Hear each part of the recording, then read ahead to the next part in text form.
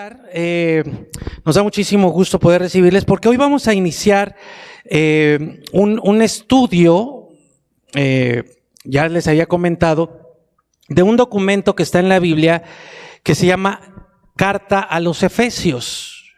En la Biblia tenemos dos grandes secciones llamadas Antiguo y Nuevo Testamento, y en el Nuevo Testamento tenemos una muy amplia sección de epístolas o cartas. De hecho, el autor más abundante, más el que produjo más literatura fue el apóstol Pablo. Y una de sus cartas precisamente es la carta a los Efesios. Ahorita vamos a conocer bastante, entonces es un muy buen día para que nos unamos ahí en casa, donde quiera que nos vean, porque vamos a conocer hoy algunas cosas generales de esta carta y de las personas, una comunidad así como nosotros, en esta región. Es como si dijéramos nosotros que Pablo escribió una carta a los ¿qué seríamos? Defeños o defectuosos o ciudadamexicanos, no sé cómo se diría, cómo se diría al no es gerundio, es gentilicio, ¿no? De la Ciudad de México. Bueno, una carta escrita a la comunidad de Río de Agua Viva en la Ciudad de México, así quedaría mejor.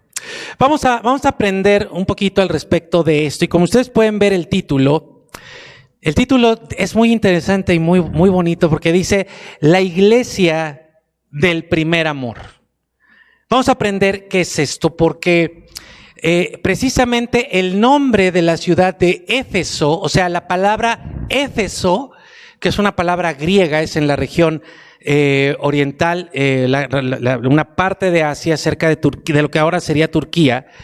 Esa palabra Éfeso significa precisamente deseada o primer amor.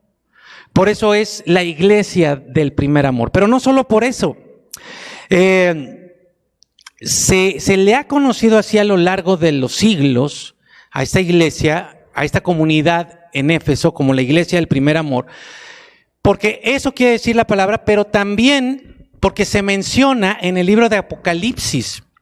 Desde el final del capítulo 1 y todo el capítulo 2, Dios envía mensajes a 7 iglesias en particular, o 7 comunidades en 7 regiones distintas, que esas 7 comunidades representan a toda la iglesia de todo el mundo, de todos los tiempos. Y se menciona precisamente ahí en el capítulo 2, en Asia Menor, a la iglesia de Éfeso. Si ustedes lo quieren ver, ahí en Apocalipsis capítulo 2, versículo 1, dice, ustedes saben, el Apocalipsis es el último libro de la Biblia, y dice en la revelación que es Jesucristo el que le está dando esta revelación a Juan, el apóstol, dice, escribe al ángel de la iglesia en Éfeso. Ese ángel no necesariamente tiene que ser un ser espiritual, porque la palabra ángel, ¿se acuerdan?, significa mensajero.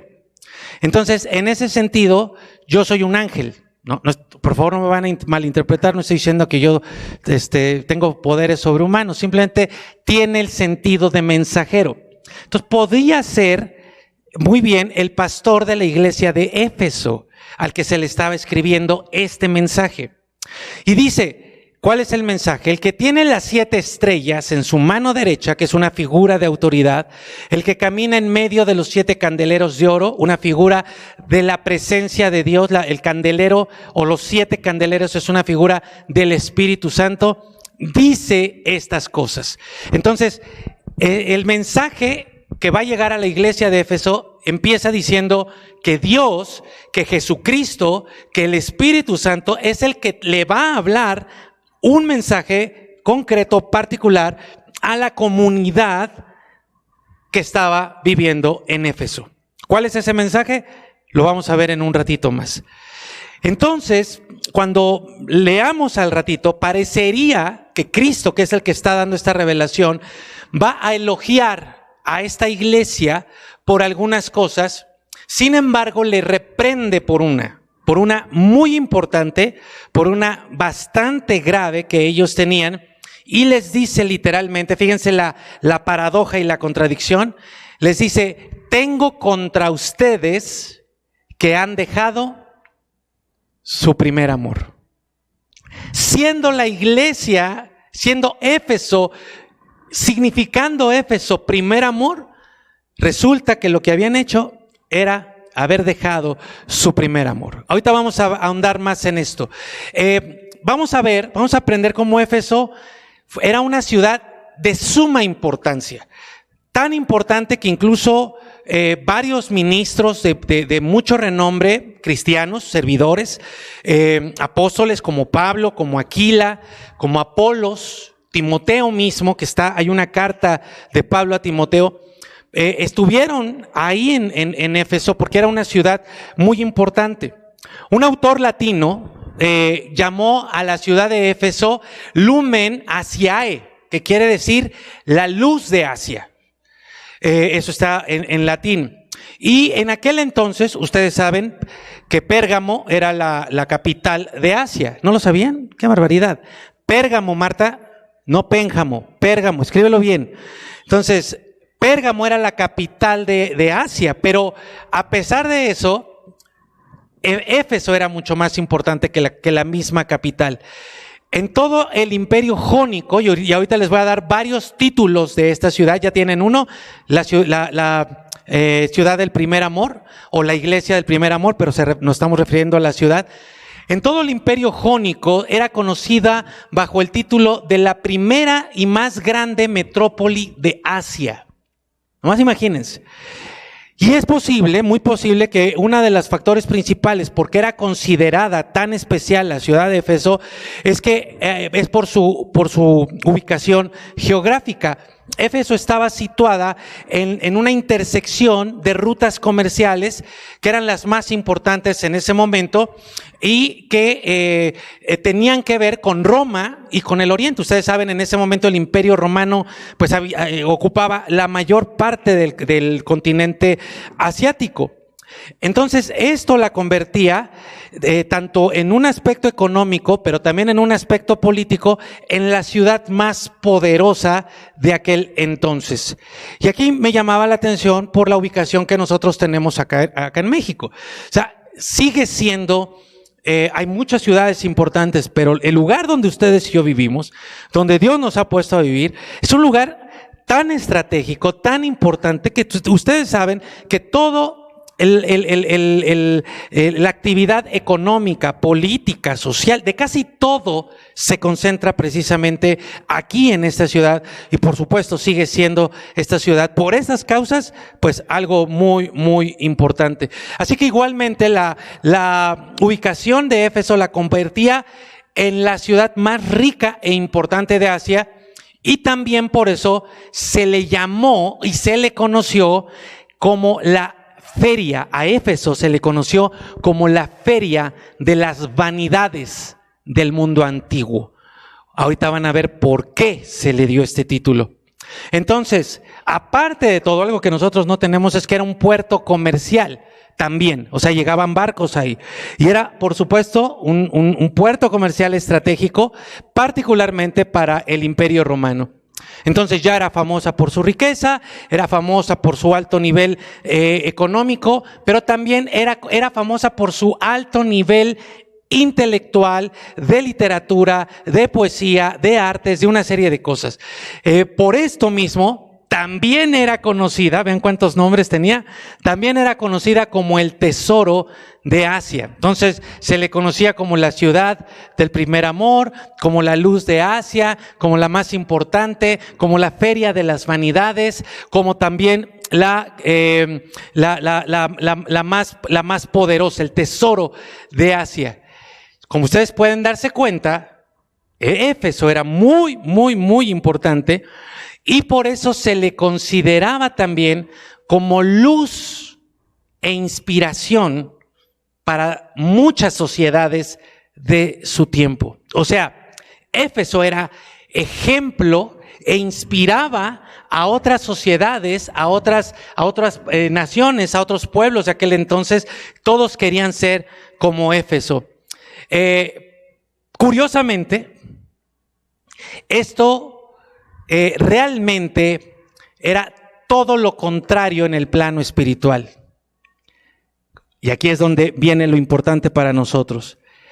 Éfeso era una luz de inspiración para muchos, pero también era una fuente de oscuridad para todos los que vivían ahí. Sin embargo, y ahorita vamos a ver por qué era una fuente de oscuridad.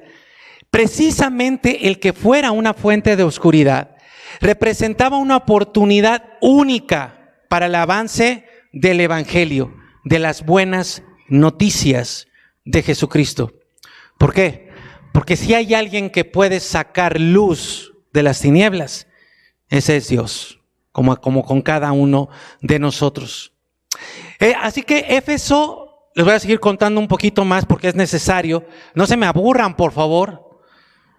Esto es importante. Además están teniendo cultura general, gratis, al mismo precio.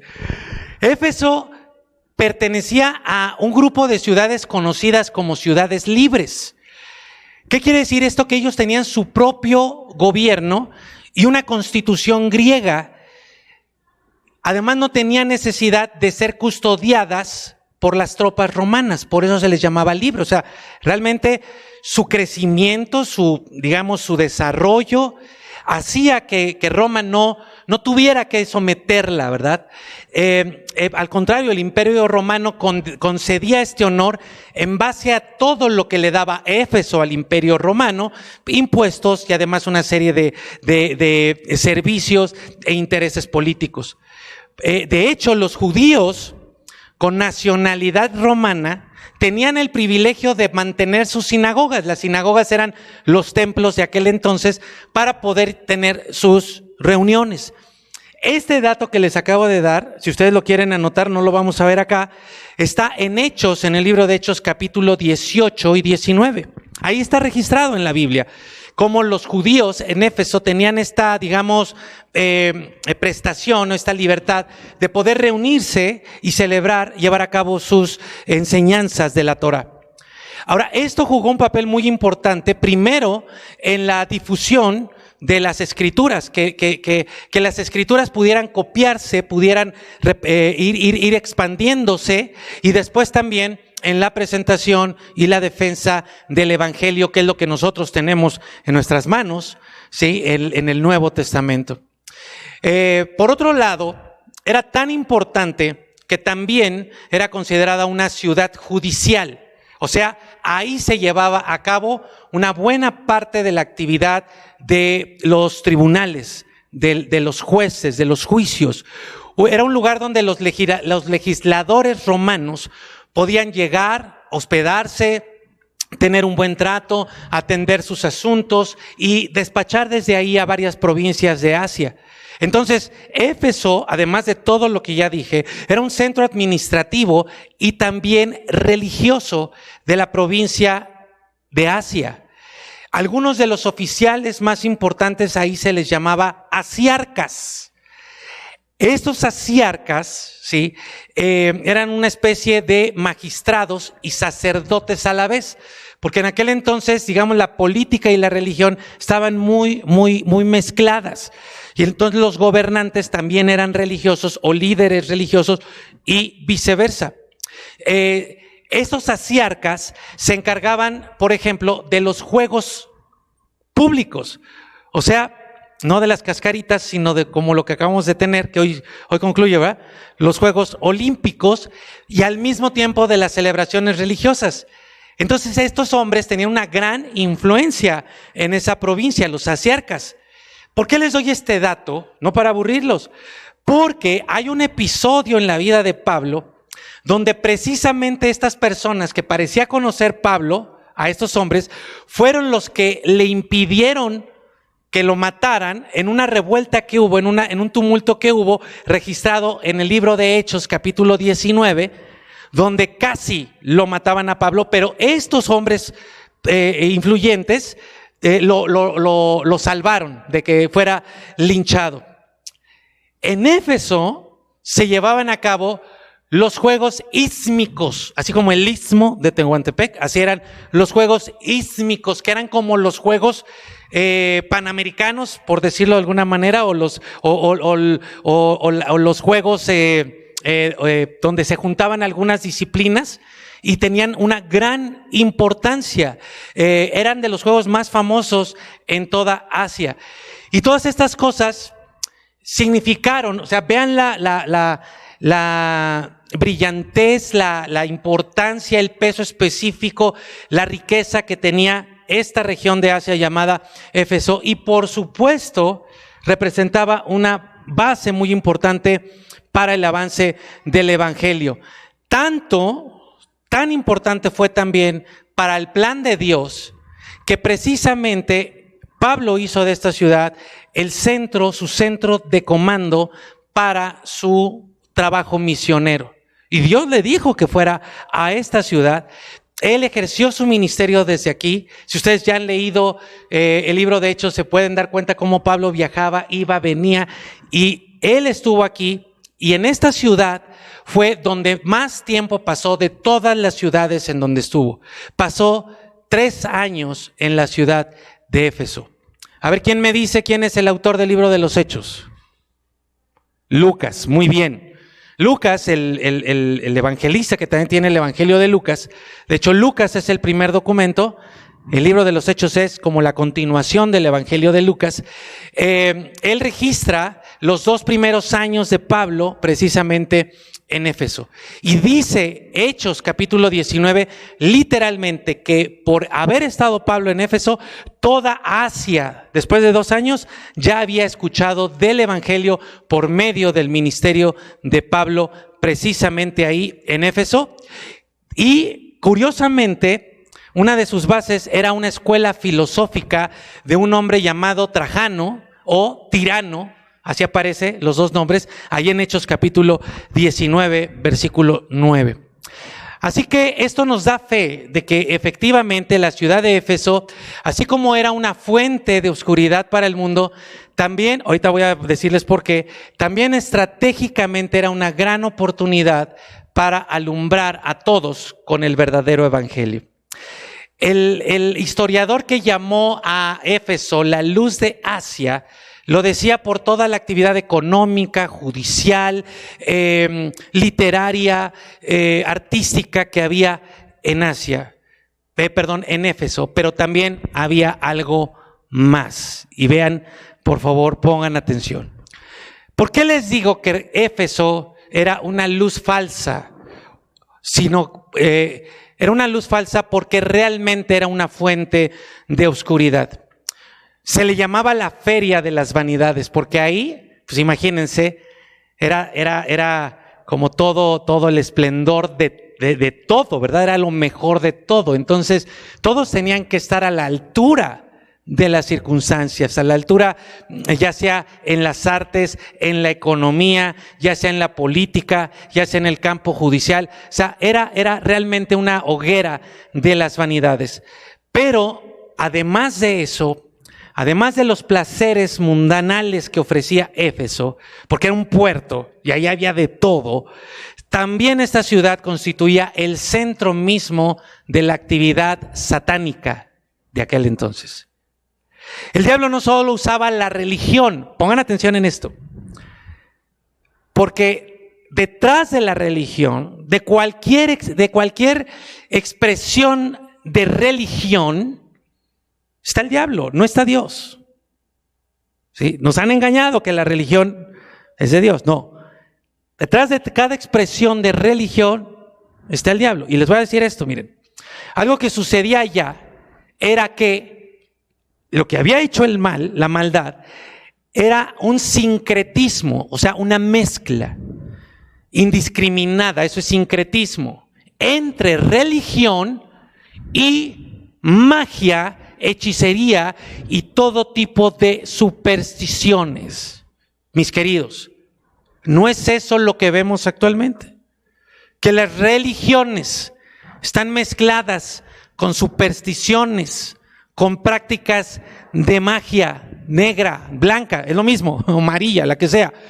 ¿No lo han visto ustedes? ¿Verdad que sí? Lo mismo pasaba allá.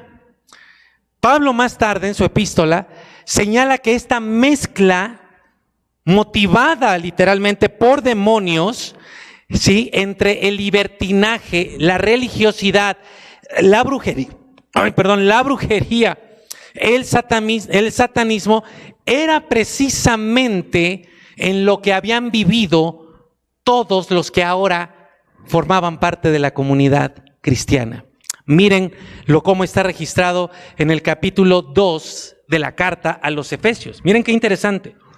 Ahora pueden cobrar más sentido estos textos. Dice, en cuanto a ustedes, se refiere a la comunidad cristiana, a los que, como hace rato veíamos en la Santa Cena, habían sido transformados por el Espíritu Santo y que ahora, como nosotros, se congregaban para conocer más de Jesucristo, para seguir siendo transformados, para aprender más de Él.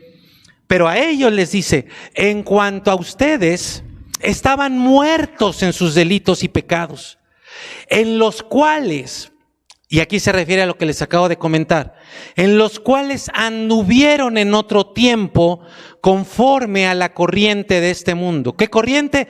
Esto que les acabo de decir. El sincretismo, la mezcla de religiosidad con maldad, con satanismo, con vanidades, con placeres, con religión, con superstición, con brujería. Toda esa mezcla en la cual anduvieron en otro tiempo conforme a la corriente de este mundo y al príncipe o al principal de la potestad del aire, o sea, el espíritu que ahora actúa en los hijos de desobediencia. ¿Queda claro? ¿Lo ven? Vean cómo ahí Pablo se refiere precisamente a todo el contexto que les estoy dando. Podemos entender mejor por qué incluso Pablo advirtió precisamente en esta carta sobre la tremenda lucha que los hijos de Dios iban a tener con las fuerzas espirituales de maldad. Capítulo 6, versículo 11 de esta misma carta, que es donde está el famoso pasaje de la armadura de Cristo, la armadura del Señor. Dice, vístanse de toda la armadura de Dios para que puedan hacer frente a las intrigas o estrategias o estratagemas del diablo, porque se está moviendo por todos lados. Porque nuestra lucha no es contra carne ni sangre, sino contra principados, potestades o autoridades, contra los gobernantes de estas tinieblas, contra los espíritus de maldad en los lugares celestiales. Ya hemos aprendido que los lugares celestiales, ¿cuáles son? A ver, Yuri, ¿cuáles son los lugares celestiales? A ver, ¿quién me dice? ¿Dónde está ese cielo al que se refiere aquí? ¿Daniel? Aquí. Ahí tenemos todo un mensaje, varios mensajes que hablamos de esto. La Biblia nos habla de 3 cielos, y el primer cielo es de aquí, o sea, de donde esté la tierra, a donde alcanzamos a ver las nubes. Todo esta es la región celeste, ¿verdad? Después hay un segundo cielo, y no me voy a quedar con eso porque ahí están los mensajes en nuestros canales de Facebook y de YouTube. Pero vean, es aquí donde Pablo advierte sobre la tremenda lucha espiritual que iban a tener estos recién convertidos a Cristo, porque de allá venían de todas estas corrientes malignas. Así que, como pueden ver, ahora yo se los comento, Éfeso era todo eso que acabo de decirles, pero además era un centro de religiosidad maligna.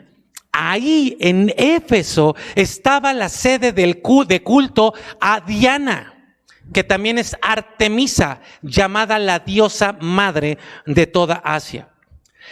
El templo de Diana, ¿sí?, dedicado a esta falsa deidad, era imponente. Fue construido a lo largo de 220 años de mármol y fue considerado una de las maravillas del mundo antiguo. Quien lo veía quedaba impactado por su belleza. Pero las cosas que sucedían en torno al templo de Artemisa o de Diana o dentro no eran nada agradables. Hay un historiador muy antiguo que se llama Pichardo, que nos resume, les voy a leer textualmente lo que él dice de este templo. Dice: los sacerdotes del culto habían adquirido una posición prepotente o preponderante en lo económico, porque miren, les voy a dar aquí otro dato, ya que el templo también servía de banco. Ese templo de Artemisa, también llegaban ahí las personas a guardar su dinero como lo hacemos nosotros ahora en el banco, y sabían que era seguro. Así controlaban mucho terreno, seguía diciendo Pichardo. Sacaban todo el provecho posible de los peregrinos y coleccionaban obras de arte. Además de servir como banco y de lugar de culto, el templo de Artemisa o de Diana también era como un museo, porque ahí guardaban obras de arte. Sigue diciendo Pichardo: el templo y los alrededores eran una ciudad de refugio, entre comillas, ¿para quién creen? Para criminales sentenciados a diversas penas. A causa del culto a Diana, ciertas fiestas se tornaban en orgías inmorales. Bueno, no hay una moral, ¿verdad? Todas son inmorales, pero así lo escribió Pichardo. Fue una verdadera fortaleza del paganismo. Así lo describe, así lo resume. Y Pichardo también señala que el culto a Diana afectaba, por supuesto, el entorno espiritual de la ciudad. Hacía que hubiera precisamente esta promiscuidad, esta tendencia al mal. Por supuesto, los matrimonios estaban constantemente amenazados, los jovencitos, las jovencitas, porque era muy fuerte toda la actividad espiritual que se desarrollaba precisamente a partir de toda la actividad que se llevaba a cabo aquí en este templo. Pero por supuesto, esa misma fuerza espiritual maligna afectaba también, a través de la magia, del ocultismo, al orden de la ciudad, o sea, a la organización administrativa, a la política, a la economía y a todas las leyes cívicas. Estaban alteradas, estaban afectadas por toda esta inmoralidad. Mis hermanos y amigos, lo mismo que vivimos el día de hoy en una ciudad como la que nos tocó vivir. Se sabe que ahí se practicaba, como en ningún otro lugar, en el templo de Diana, la brujería, la necromancia, el exorcismo y todas las artes mágicas que pudieran haber, todas entremezcladas con las religiones imperantes en aquel entonces. Y esto está registrado en textos bíblicos. Por ejemplo, durante el ministerio de Pablo en Éfeso, esos 3 años, Dios le habría otorgado un poder especial a Pablo, precisamente para hacer frente a toda esa fuerza espiritual maligna.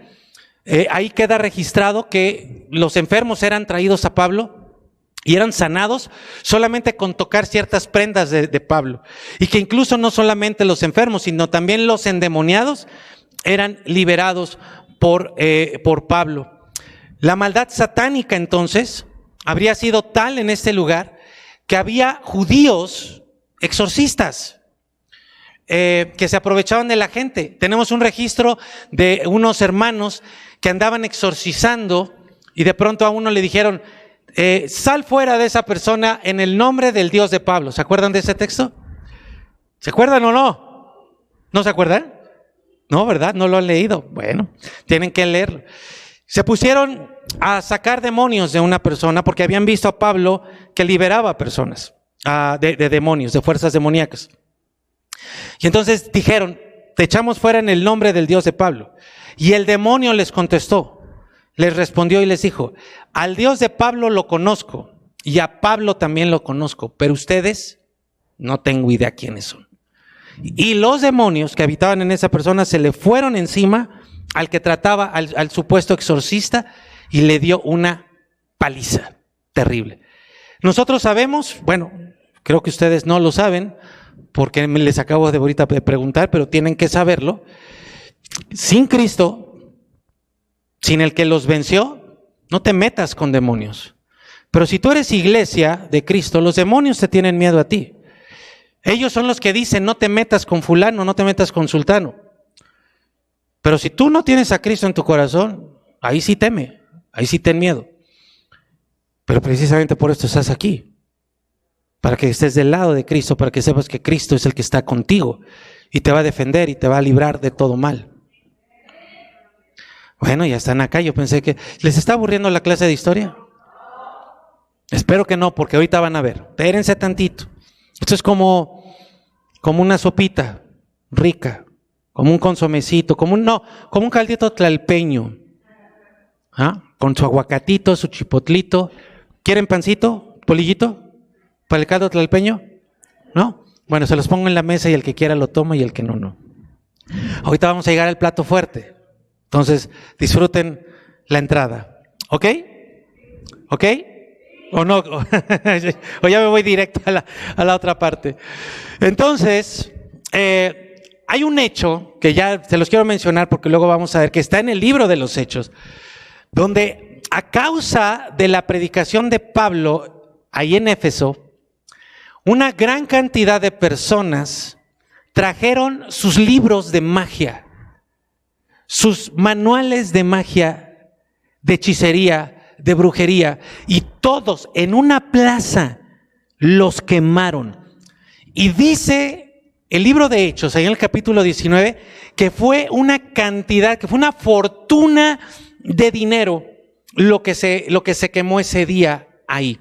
Aprovecho para decir, y espero que yo creo que ya la mayoría lo sabe, pero si alguien de ustedes, ahí en casa, donde quiera que me estén viendo, tienen algún objeto que les hayan dado, que hayan comprado, que les haya dado su mamacita santa, su abuelita, su tía que tanto quisieron, la que sea, lo que sea, que tenga que ver con brujería, con hechicería, con todo este sincretismo, y tú todavía lo guardas, teniendo esperanza de que eso va a traer fortuna y bendición a tu casa, lo único que está trayendo es más dolor, más sufrimiento, más carencia, más enfermedad, porque eso es una de las formas en las que el diablo nos engaña para tener una esperanza que no está puesta en Dios. Si tú estás escuchando este mensaje es porque quieres poner tu confianza solamente en Cristo, el único que nos puede hacer libre por medio de su verdad, porque Él dijo: conocerás la verdad y la verdad te va a hacer libre. ¿Qué tienes que hacer con eso?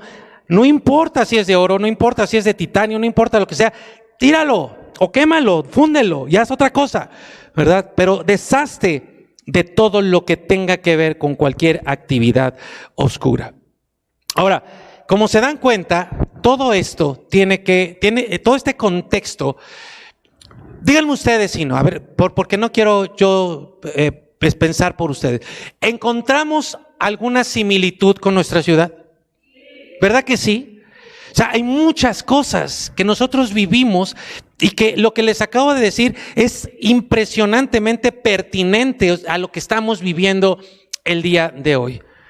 Bueno, ese contexto es donde vivió la primera, la segunda, tercera comunidad, como ustedes y yo, de cristianos en Éfeso.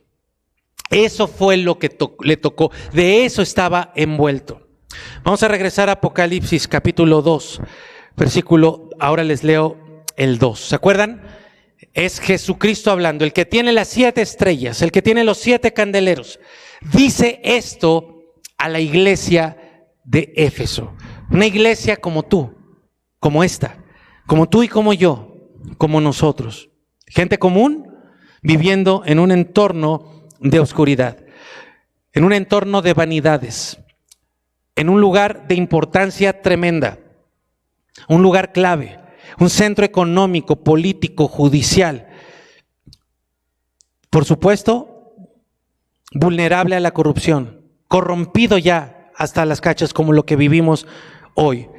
Este es el mensaje de Dios a la iglesia de Éfeso. Dice: yo conozco tus obras, tu arduo trabajo y tu perseverancia, que no puedes soportar a los malos, que has puesto a prueba a los que dicen ser apóstoles y no lo son. También había otra cosa allá en esa ciudad: falsos maestros y falsos enviados de Dios, igual que nosotros lo vemos hoy. Dice: y que los has hallado mentirosos. 3. Además, sé que tienes perseverancia, que has sufrido por causa de mi nombre y que no has desfallecido. Todo eso parece bueno. Y digo a propósito, parece bueno. Pero en el 4 dice: sin embargo, pero, tengo contra ti que has dejado tu primer amor. ¿Cuál es el nombre de la ciudad de Éfeso, de la iglesia de Éfeso?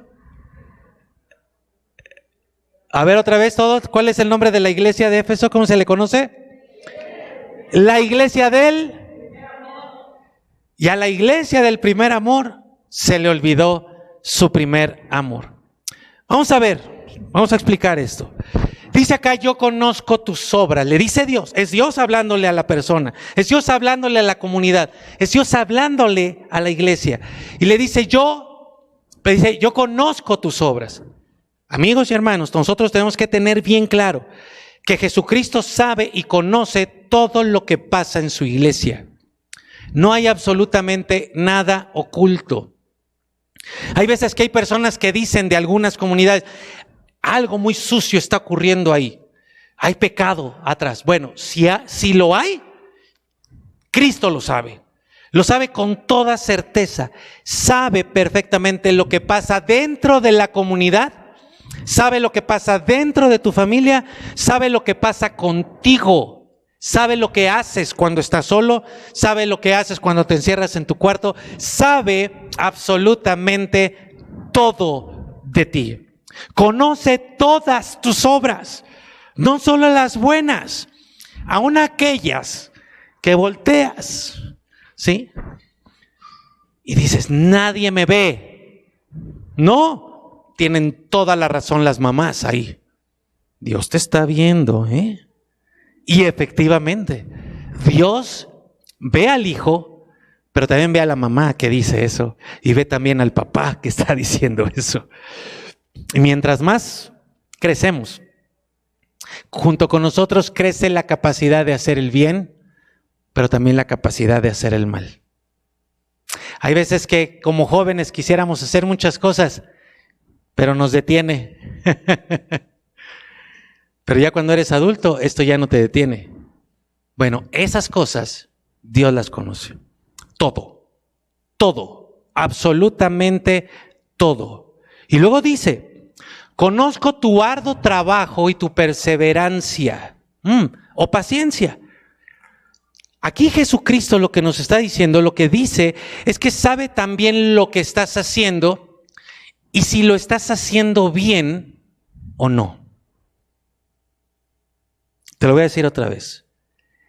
Lo que Dios está diciendo aquí es que Él sabe lo que estás haciendo y sabe si lo estás haciendo bien o no. Entonces, si tú quieres tener un buen referente de cómo estás haciendo las cosas que hagas todos los días, y me refiero a todo, el buen referente es Él. Él es el que te puede decir si vas bien, si lo estás haciendo bien o no. Luego dice que no soportas a los malos, que no soportas a los mentirosos, o que has hallado a los mentirosos y a los falsos. ¿Qué quiere decir aquí? ¿Qué le está diciendo Dios a esta iglesia? Le está diciendo, ¿sabes qué, iglesia? Lo que tú sí tienes, algo que sí tienes, es una buena enseñanza, una enseñanza sana, que te ha permitido discernir, distinguir a los falsos maestros, a los mentirosos, a los que vienen como ovejas, pero en realidad son lobos rapaces, a los que te prometen, pero solamente están viendo por sus propios beneficios. Tú, les dice, la enseñanza buena que te ha sido dada, la enseñanza de la verdad, esa enseñanza te ha permitido hallar a los mentirosos, descubrirlos, darte cuenta que lo que te están diciendo es nada más para abusar de ti o para abusar de alguien más. Los has encontrado, has hallado a esos mentirosos y los has sacado fuera de la comunidad. Y tal vez este sea el único punto bueno que tengan. ¿Cómo? Si les está diciendo otras cosas buenas que tienen. Permítanme tantito y ahorita se los voy a explicar.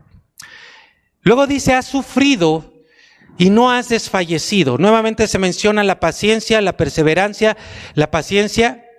Miren, volteen un poquito así como al lado, por favor. Vean, ahí estamos, ¿verdad? Ahí está la iglesia. Si ustedes voltean allá, enfrente, ahí estamos.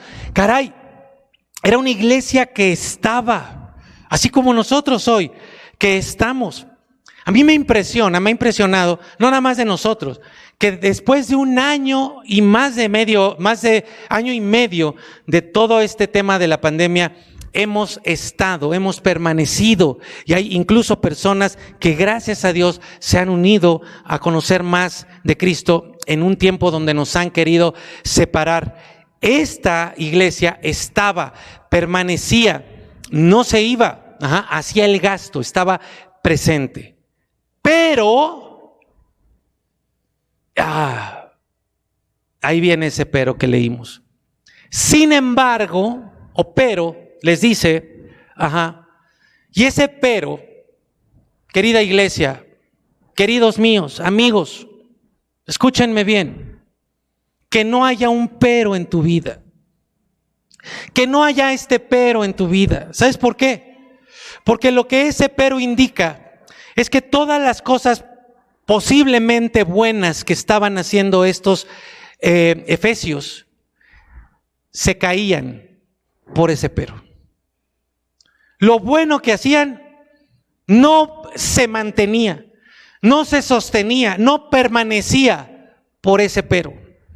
Era como si todo lo bueno se echara abajo solamente por ese detalle. Y dice que hay algo que no está bien.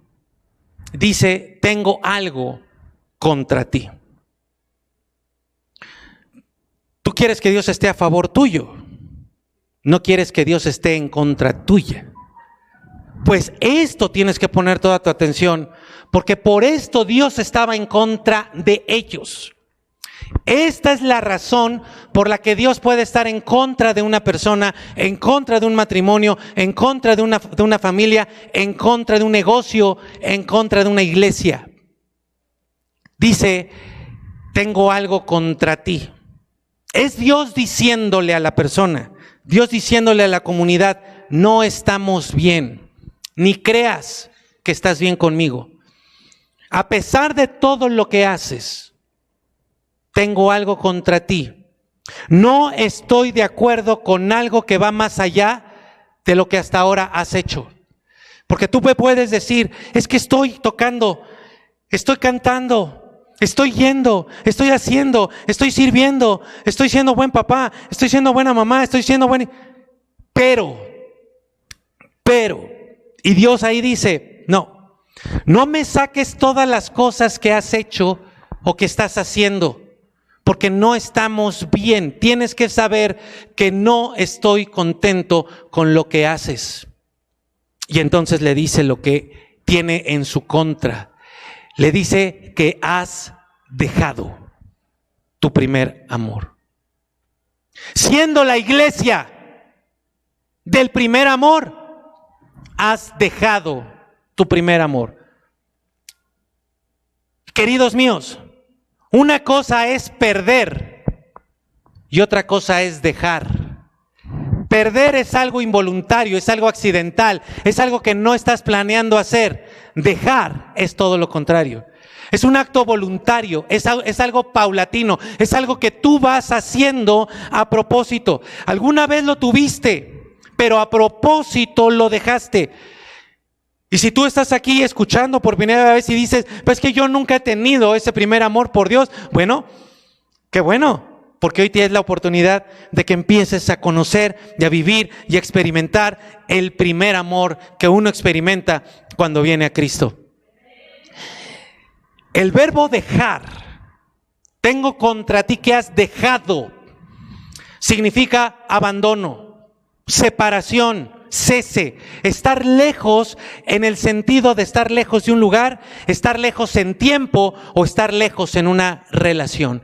¿Y qué le dice que has dejado? Dice, has dejado tu primer amor. Esa palabra amor es el amor ágape que hemos conocido. ¿Cuál es la característica del amor ágape? Amor incondicional. Pero en este caso no es el amor de Dios hacia nosotros, sino es el amor de nosotros hacia Dios.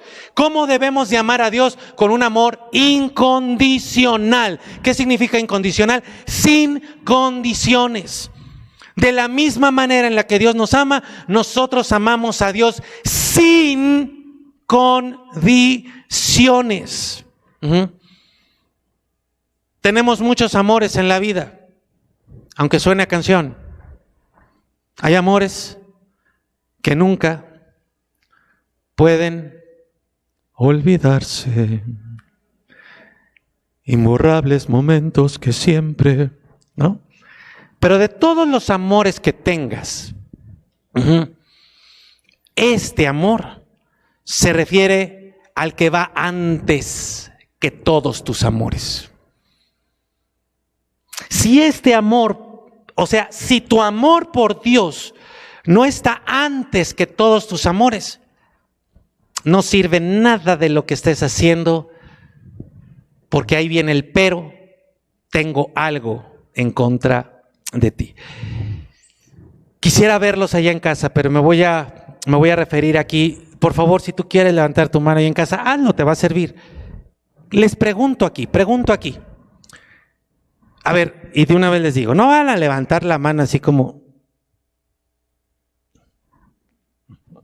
así, ¿ok?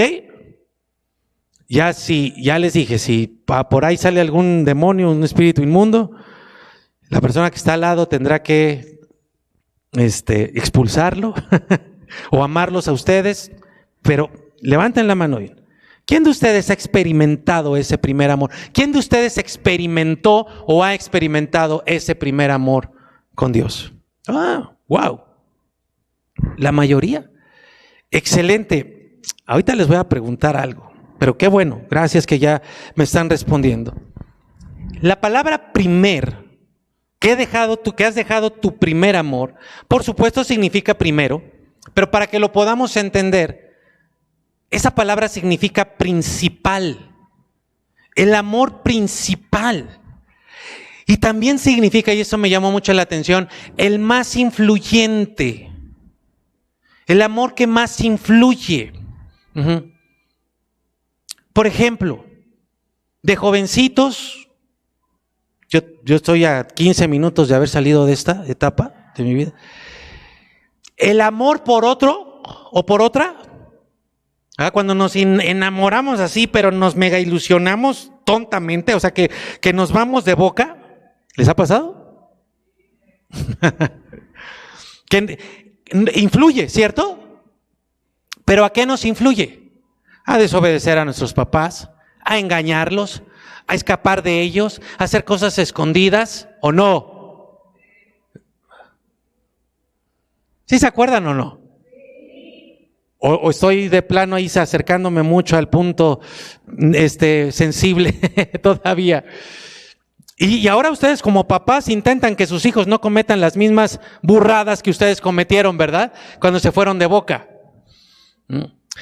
Ese amor, ese enamoramiento de pronto toma el primer lugar en nuestra vida y es el más influyente. No, pero ese amor nos hace hacer una serie de tonterías, perdonen ustedes si ofendo algún oído, nos hace cometer una serie de estupideces, una tras otra, porque estamos influenciados por ese amor. A eso se refiere esa palabra. Has dejado has dejado tu amor más influyente, el que te influye más que cualquier otro. Es un amor que nos impele, que nos influye, que nos lleva a hacer cosas. O sea, que nos hace que no nos cueste trabajo hacer las cosas. ¿Cuántos de ustedes se desvelaron por ese amor de verano y no durmieron en toda la noche, verdad? Y al otro día, ¿cómo andaban ustedes? No importa. No importa que tenga sueño, que no haya dormido, estuve con el amor de mi vida, hablando ahí pegado, ¿no? La oreja hinchada, porque estuviste hablando toda la santa noche ahí con él, con ella, ¿verdad? Bueno, ahora con los dedos hinchados ya con artritis prematura por tanto escribir. Pero no te importa en lo más mínimo. No es que alguien te haya venido y te haya dicho, hoy no vas a dormir porque vas a hablar con el amor de tu vida, y tú no, pero yo me quiero dormir. No te importa, nadie te lo tiene que decir, porque es el amor más influyente y también es el amor más noble, el amor más puro. Mira, voy a decir esto y yo espero encontrar eco en muchos. Pero yo me acuerdo que cuando me enamoraba así, yo dejé de enamorarme así porque todas me batearon. Me batearon varias veces, o sea, varias veces, son como 10 veces. O sea, fui más bateado que una pelota de béisbol. Pero yo me acuerdo que cuando yo me enamoraba así de una niña, y lo digo de verdad con toda, y esperando encontrar eco en muchos de ustedes, lo que menos pensaba era en sexo. Era como una ilusión tan noble, que lo que menos pensaba era en relaciones sexuales con esa persona. Híjole, qué triste, ¿verdad? Ya después toda esa influencia, todas esas vanidades, toda esa enseñanza equivocada nos viene a dañar la cabeza y el corazón y el cuerpo y la mente. Pero cuando uno se ilusiona, y si tú no te has ilusionado así de alguien, qué bueno, espérate a que tengas a la persona correcta. Cuando uno se ilusiona así, ni siquiera ve esas cosas. Ve como toda esa parte noble, bonita. Si tú nunca lo has experimentado, no por alguien humano, sino por Dios, hoy es el día que Dios quiere llamarte a conocer ese primer amor. Y si tú ya lo experimentaste alguna vez, sabes de lo que te hablo. Ese primer amor, les pregunto a todos los que levantaron la mano, piensen por un momento, por favor, ¿qué les hacía ser? ¿Y qué les hacía hacer ese primer amor? ¿Qué les hacía ser? ¿Y qué les hacía hacer ese primer amor? Empiecen a pensar en eso. Pero alguna vez, lo dejaste. Comenzaste a abandonarlo. Te alejaste de él. Dejaste de dedicarle tiempo, un espacio en tu vida. Dejaste de relacionarte con el objeto de tu afecto. Miren, cuando yo estaba orando en la semana y que Dios me dio este mensaje para ustedes, yo estaba dudoso de si de verdad era para ustedes, porque yo leía ahí Apocalipsis 2 y decía, pero ahí dice que los efesios trabajaban arduamente. Y yo veo que en Río de Agua Viva sí trabajamos, sí están, pero falta ese calificativo de arduamente. Yo decía, pero ¿de verdad es este mensaje? Y Dios me traía y me traía y me traía hasta que en 2 días, hace 2 días, su espíritu me muestra lo que en realidad estaba pasando en Éfeso.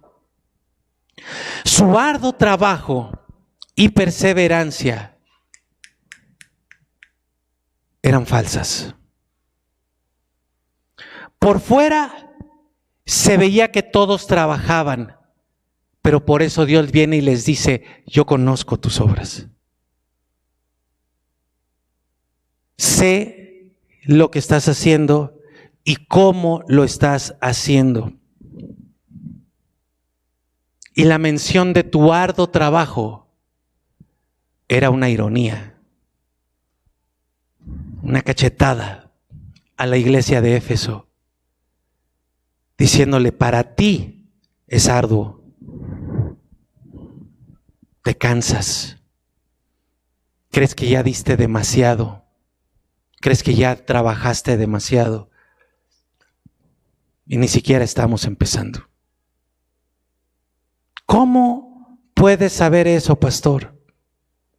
¿Recibiste una revelación? Sí, pero de la palabra.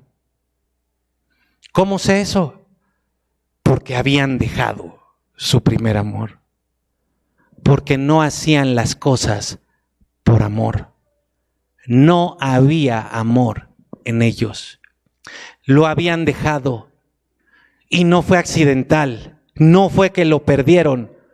Lo fueron dejando poco a poco, pero a propósito. Dejaron su primer amor. Dejaron su amor por y para Dios. Dejaron su amor el más influyente, y poco a poco dejaron de tener amor por su esposo, dejaron de tener amor por su esposa, dejaron de tener amor por su familia, dejaron de tener amor por su prójimo, dejaron de tener amor por sus hermanos, por su iglesia. ¿Sabes por qué te digo esto? Porque el amor a Dios es el más influyente. El amor a Dios es el que te hace amar a tu esposo con el amor correcto, a tu esposa, a tus hijos, a tus padres y a todos.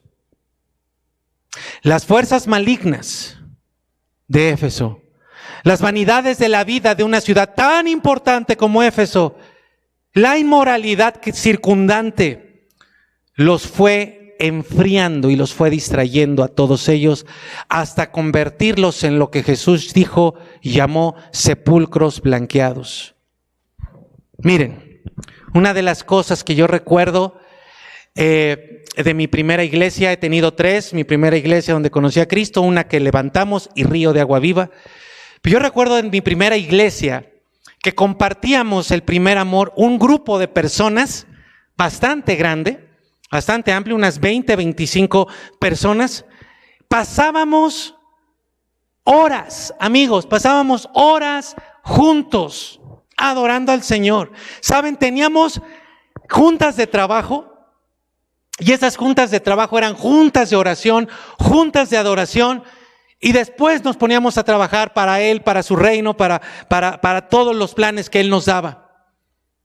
No nos importaba en lo absoluto el tiempo. Y no estoy hablando de jóvenes en vacaciones. Estoy hablando, en aquel entonces yo era un jovencito, pero ahí estoy hablando de personas que trabajaban en empresas, otros que eran directores de alguna empresa, dueños de negocios, amas de casa, que pasábamos horas juntos, trabajando, planeando, sirviendo. Lo único que nos hacía como dispersar, como regresar un poco a la realidad era cuando la panza empezaba allá a tronar. Decíamos, tenemos que comer algo. Y ahí íbamos por la comida o pedíamos algo. Pero estábamos totalmente embebidos y no nos importaba nada más que trabajar para Dios. No había pretextos. Nadie ponía un pretexto. Nadie decía, ya me tengo que ir, discúlpame, estoy apresurado. Nadie. ¿Saben por qué? ¿Saben por qué? Porque todos vivíamos nuestro primer amor, el más influyente, el más importante. Había una reunión los martes a las 6 de la tarde, todos iban. Tiempo después se abrió una reunión de oración los miércoles en la noche, todos iban. Y un día, yo no sé a quién se le ocurrió, a uno de los pastores creo, dijo, vamos a abrir un tiempo de oración para los varones. Sí, ¿a qué hora? Miércoles a las 5 de la mañana. ¿Y qué creen? Todos los varones íbamos.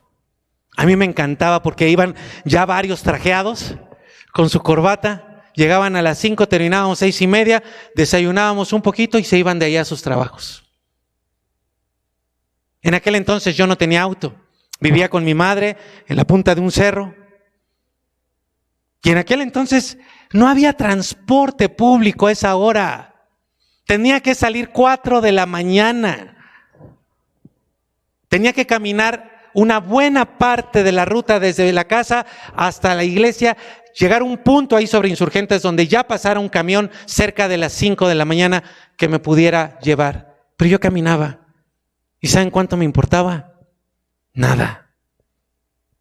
Miércoles 5 de la mañana, todos puntuales, fuera lo que fuera, en lo que estuviéramos, llegábamos ahí, nadie faltaba. Quiero preguntarles a todas las personas, allá en casa y aquí, a todas las personas que han servido a Dios durante los últimos años, donde sea, les pregunto, ¿cómo le han servido? ¿Con qué calidad? ¿Con entrega? ¿Le han servido con pasión y amor? ¿O le han servido con negligencia, con prisa? Ya vámonos, apúrense porque yo tengo cosas que hacer, córranle. y constantes faltas. Ay, es que no voy a poder ir 5 para la hora. No voy a poder dar la clase. No voy a poder llegar a la clase. Otro amor les está influyendo más. Ahora, hay buenas noticias. Les tengo 2 buenas noticias. La primera no es la más importante. La segunda es la más importante. Pero les digo la primera de todas maneras, por si de algo sirve. Su pastor sigue viviendo en el primer amor. Ojo, que sea el primer amor no quiere decir que dure un tiempo.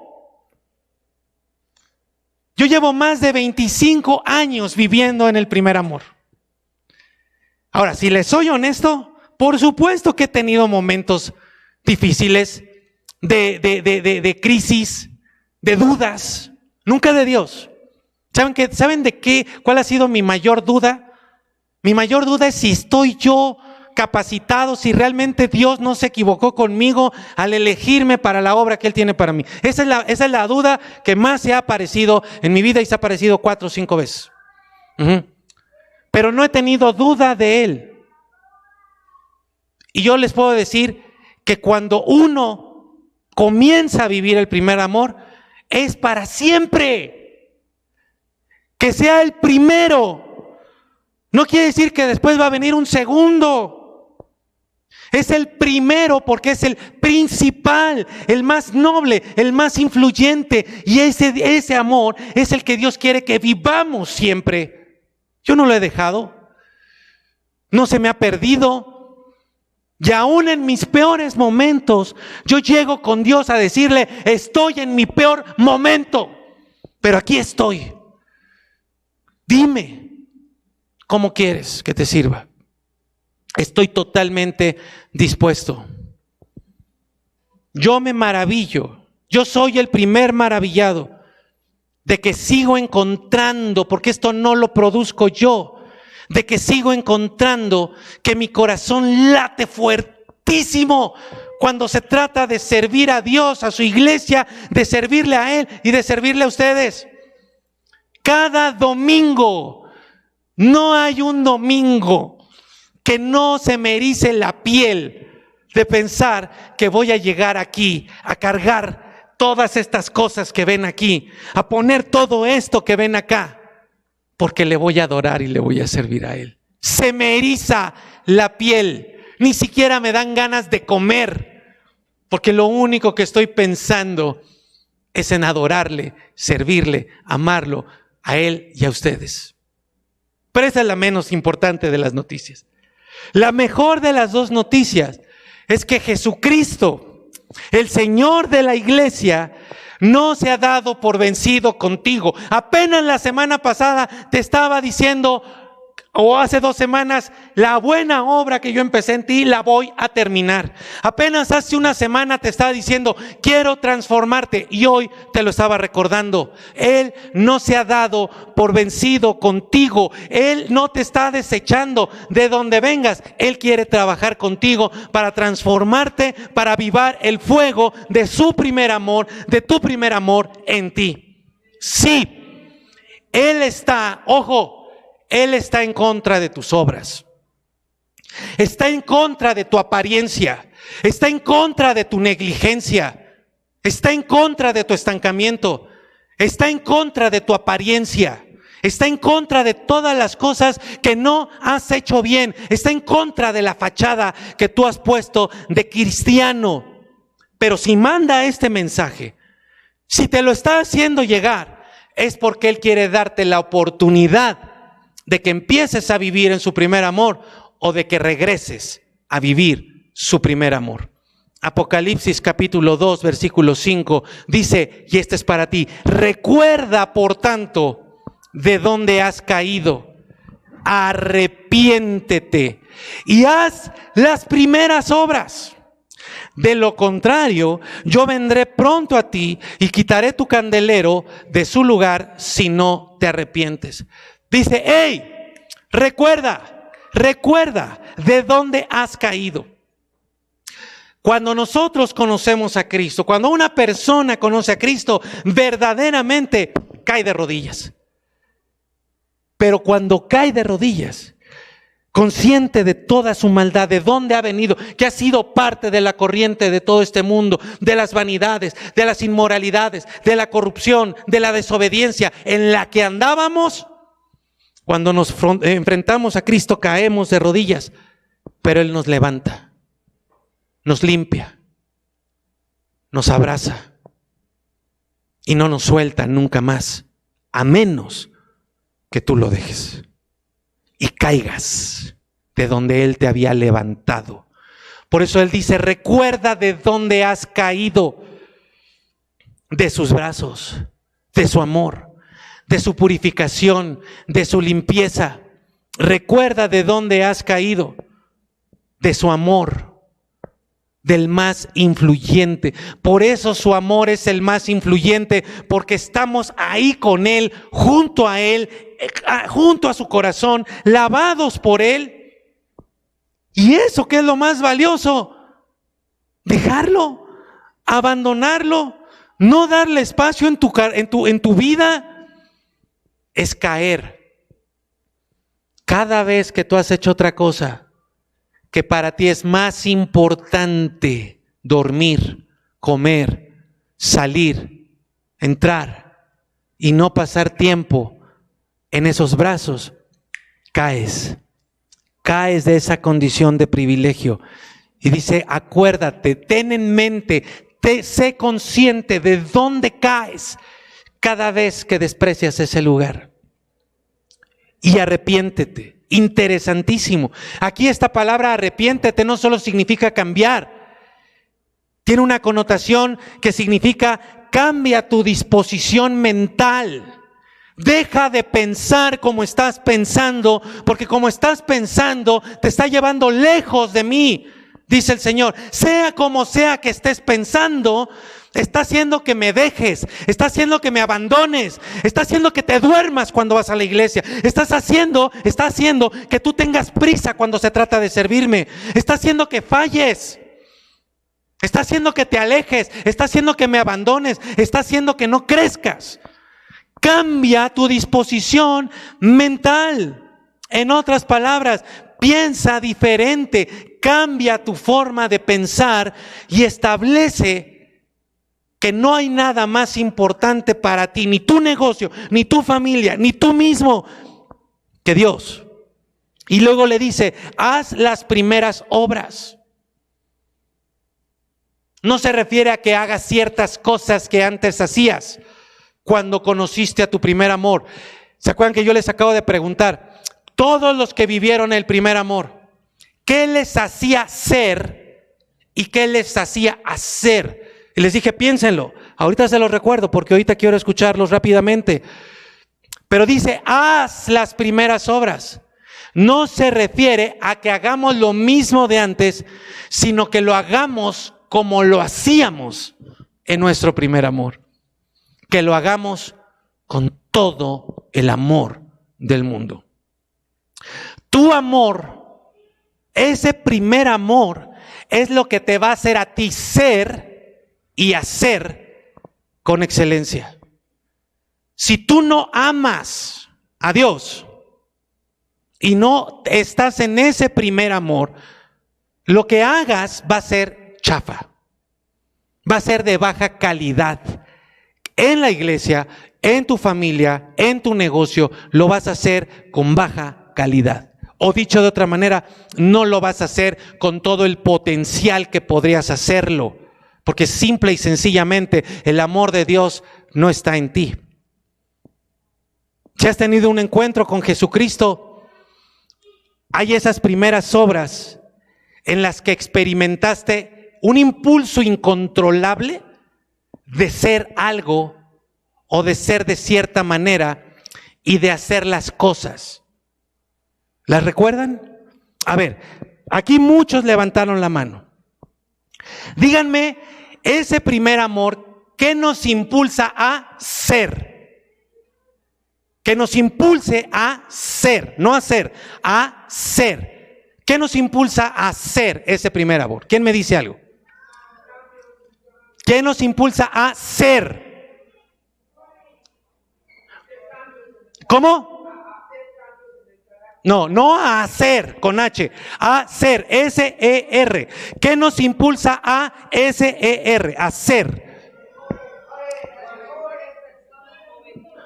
¿Cómo? Mejores personas. Okay, me impulsa a ser una mejor persona. Desglosemos eso. ¿Qué nos impulsa? A ver, de los que levantaron la mano. Si levantaron la mano y experimentaron ese primer amor, ¿qué nos impulsa a ser? Humildes, humildes. A dar lo mejor de mí.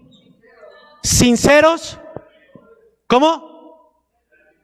Servir. Nos impulsa a ser servidores. ¿Qué otra cosa?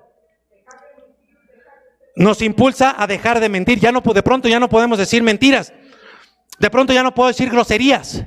De pronto ya no puedo fumar. De pronto ya no puedo engañar a mi papá, a mi mamá. De pronto empiezo a ser lo que debo de ser y no me cuesta trabajo. Ahora, ¿qué nos impulsa a hacer ese primer amor? ¿Se acuerdan? A adorarle. O sea, estábamos completamente ajenos a eso y de repente venimos a una reunión como esta donde hay instrumentos y una serie de cosas. Hay un reel muy bueno de estos TikToks que sacan, y hay uno muy bueno que llega, dice cuando uno llega por primera vez a la iglesia y está la alabanza y están acá con las maracas y con los panderos, entonces llega la persona y así como que, ay, qué raro, ¿no? ¿Qué es esto? ¿De qué está? Pero la música está buenísima, empieza, hola, y empieza a hacerle acá con el pie y de pronto ya está acá y dice, ¿no? ¿Quién de ustedes experimentó? Esto es maravilloso. Que un día se despertaran con una alabanza en sus labios sin que ustedes lo produjeran. ¿Lo han vivido? ¡Wow! O sea, ¿qué dices? ¿Quién está cantando? De pronto, ese primer amor nos impulsa a ser santos y nos impulsa a hacer una serie de cosas que no es por nuestra propia fuerza. Y entonces de repente empezamos a llegar puntuales a la iglesia. De pronto llegamos y decimos, ¿en qué puedo servir? Quiero servir, quiero servir, quiero servir, quiero servir. De pronto dices, ¡ay! Tengo un amor impresionante por esta persona. Yo también por ese, y también por ese. ¡Ay! Quiero abrazarlos. Empiezan a suceder cosas. Empiezas a tener una paz que no te explicas. La semana pasada estaba llena de problemas y de dificultades, pero tienes una paz que hasta alguno te puede tachar de ¿qué quieren ustedes? ¿Cómo se dirá esa palabra? De desinteresado, de que no te importan las cosas. Pero dices, no, es que Dios me va a sacar adelante. Es que Dios va a llevarme adelante, me va a dar triunfo, me va a dar victoria. Ese amor nos hace ser y hacer con un impulso tremendo. ¿Pero qué hicimos? Dejamos eso. La buena noticia es que Jesús viene y dice, si no te arrepientes, dice arrepiéntete, esa es la buena noticia. Porque si no te arrepientes, si no cambiamos, dice, yo voy a quitar el candelero de su lugar. ¿Sabes a qué se refiere? Te lo decía al principio. Voy a quitar mi presencia de ti.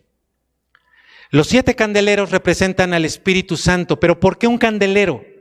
Porque una vida cristiana está en fuego, está iluminando. Por eso la iglesia de Éfeso no solo era la iglesia del primer amor, sino también la iglesia que iluminaba en medio de la hoguera de las vanidades, en medio de la oscuridad del satanismo, de la religiosidad, del misticismo que se vivía ahí. Si no te arrepientes, si no vas a ir otra vez al primer amor, entonces voy a quitar mi presencia de tu vida. Voy a quitar mi fuego de tu vida. Voy a quitar mi luz de tu vida y ya no la vas a tener. Y entonces sí, vas a caminar tú solo. Si me has despreciado, si me has desechado, si has resistido a cada una de las veces que he venido a tu vida a decirte, entrégate por completo, entonces va a llegar el día, y pronto dice ahí, en que te voy a conceder lo que quieres. Y amigos y hermanos, no hay nada peor que Dios conceda los anhelos de nuestro corazón. Porque los anhelos de nuestro corazón, que es mentiroso, nos dice que hagamos las cosas sin Él. Y un día tú te vas a quedar sin su presencia si tú no cambias. ¿Amén? No, ¿verdad? No queremos eso. Pero te tengo una noticia. Otra, buena. Te acabo de decir que cuando tú pierdes algo, no sabes dónde lo perdiste. ¿Les ha pasado que les preguntan, que les dicen ustedes, oye amor, perdí las llaves? ¿Dónde? No, pues, ¿no? Ya me acordé dónde, ahorita voy por ellas. Pues ya no las tienes perdidas. Cuando tú pierdes algo, no sabes dónde lo dejaste, no sabes dónde está, no sabes qué pasó, ni dónde quedó, por eso está perdido. Oigan, yo los veo como que no tienen ganas de una buena noticia, de otra más. ¿Sí la quieren? Porque sí les tengo una buena noticia. Cuando tú pierdes algo, no sabes dónde quedó. Pero cuando tú dejas algo, tú sabes dónde lo dejaste. Y lo que Dios viene a decirte no es, tengo en contra tuya que perdiste tu primer amor. Lo que Él viene a decirte es, tengo en contra tuya que dejaste el primer amor. Una cosa es perderlo y otra cosa es dejarlo. Si lo perdiste no sabes dónde está, pero si lo dejaste, tú sabes dónde lo dejaste y a dónde tienes que ir para encontrarlo. ¿Dónde lo dejaste? Cuando las preocupaciones te empezaron a rebasar, cuando se empezó a haber problemas en tu matrimonio, cuando el trabajo, el negocio, el dinero empezó a ser más importante que Dios. ¿Dónde dejaste tu primer amor? Regresa, ve allá, porque solamente tú sabes dónde lo dejaste. Ve por él. Esto lo voy a decir entre paréntesis, es un mensaje local, no me lo tomen. Ya deberían de estar acá desde hace como 5 minutos. Gracias, cierro el paréntesis. Ve por ese amor. Tú sabes dónde lo dejaste, dónde empezaste a abandonarlo, dónde o en qué momento de tu vida te empezaste a apartar de él. Ve por ese primer amor. Ven lo que les digo. De pronto se rompe el momento.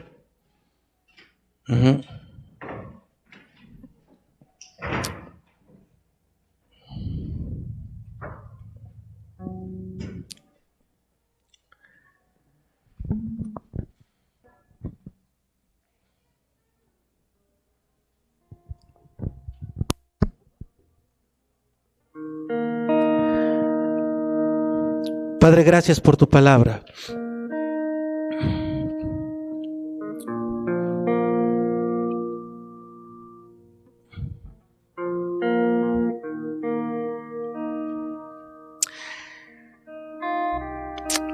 Miren, Dios es Dios y Él todo lo puede.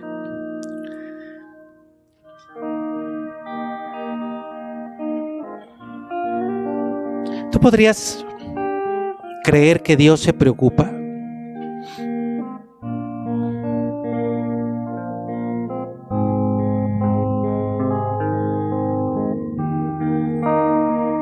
Él se mostró como un padre para nosotros. Y aunque Él lo sabe, aunque Él lo puede todo, Él también lo sabe todo. Así como lo vimos que Jesucristo le dijo a la iglesia de Éfeso: yo conozco todo de ti. Conozco lo que haces, por qué lo haces y cómo lo haces.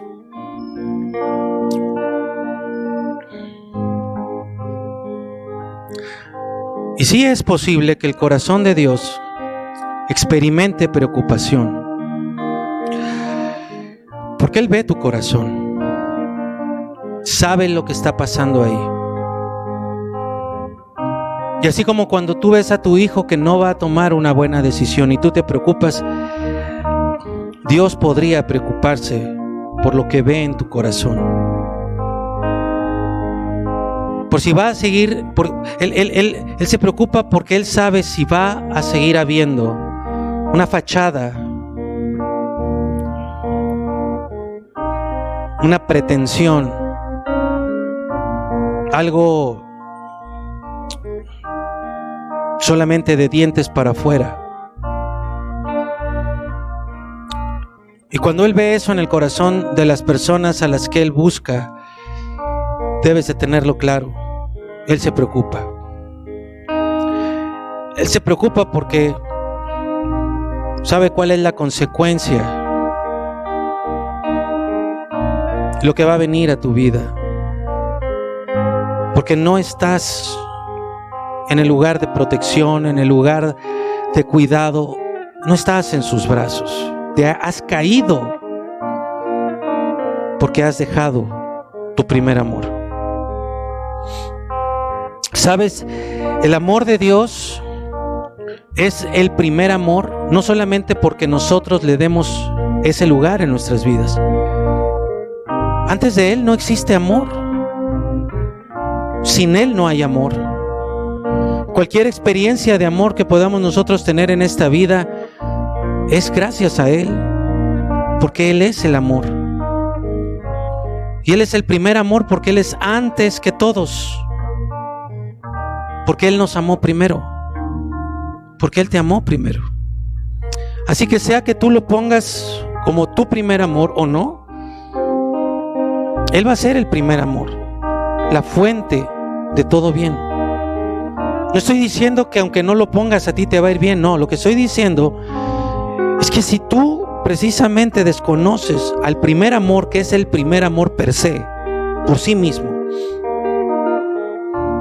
no hay esperanza. No hay esperanza de bendición real.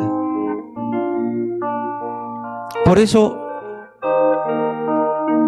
miren, y déjenme, lo digo con todo temblor, pero por eso es que tu matrimonio no está funcionando.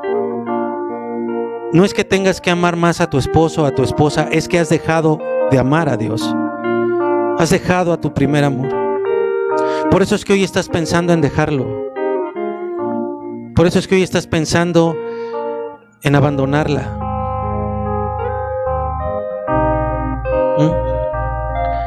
¿Tú crees que tienes que dedicar más tiempo a tu negocio para que te vaya bien? No, es que tienes que dedicarle más tiempo a tu primer amor.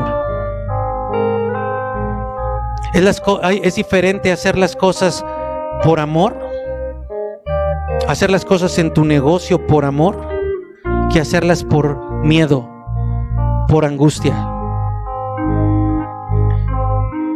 Si tú pones a Dios en el lugar número uno y empiezas a amarlo realmente, y empiezas a vivir este primer amor, donde el tiempo no importa, donde el lugar no importa, te aseguro, te lo firmo, que vas a empezar a hacer las cosas de una manera tremendamente diferente en tu trabajo, en tu negocio, con tu esposo, con tus hijos, porque vas a tener al principal de los amores influyendo tu amor por todos los demás.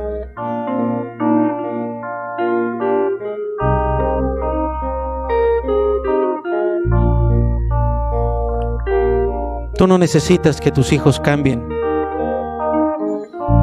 Necesitas que tu primer amor te cambie. Que ellos vean cómo estás totalmente enamorado de Dios. Ellos necesitan ver que para ti no hay nada más importante que Dios.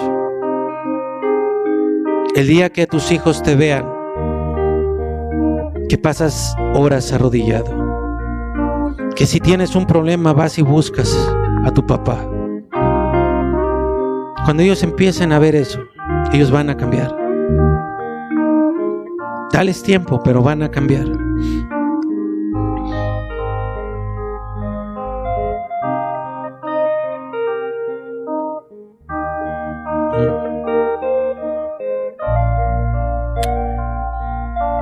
Arrepiéntete. Y yo voy a dejar mi presencia en tu vida. Voy a dejar mi fuego en tu vida. Voy a dejar mi luz ahí en tu vida. No la voy a quitar.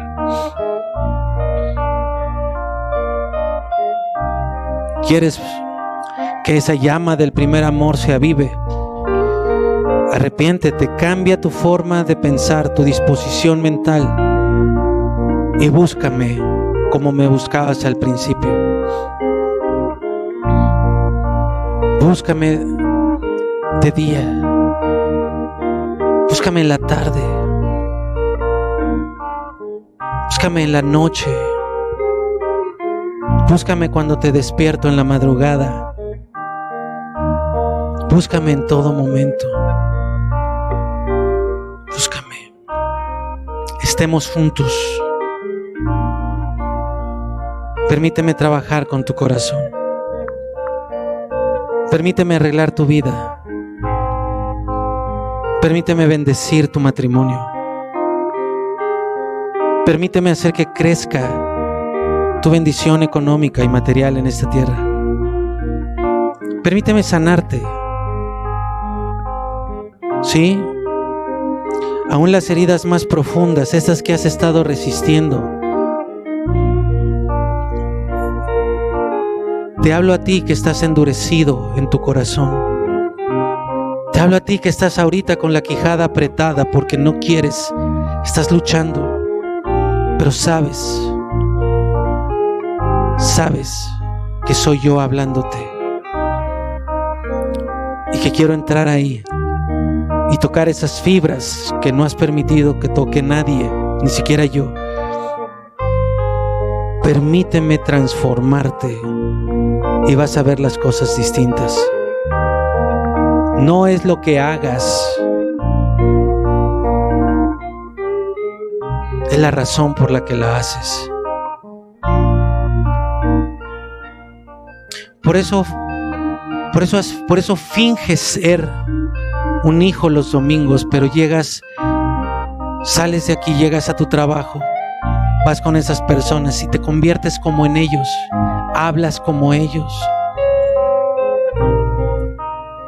te ríes por las mismas cosas que ellos, por toda esa cantidad de vanidades, de inmoralidades, pero también te preocupas igual que ellos. También vives angustiado y con los mismos miedos, igual que los que no me conocen. Porque me has dejado. Porque ese amor que tuviste por mí, simplemente lo dejaste.